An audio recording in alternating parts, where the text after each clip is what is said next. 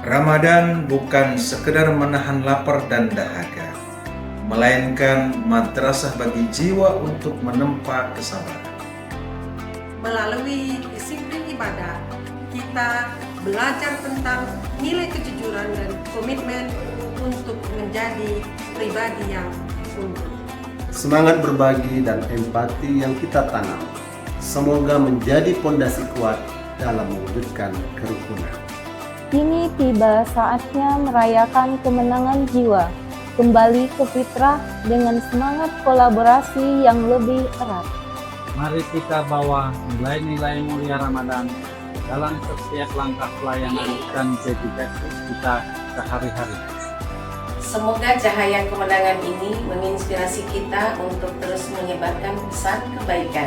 Membasuh luka dengan maaf, menenangkan jiwa dengan keikhlasan yang tulus di hari yang suci. Menjalin kembali silaturahmi, memperkuat kepedulian untuk kemaslahatan sesama.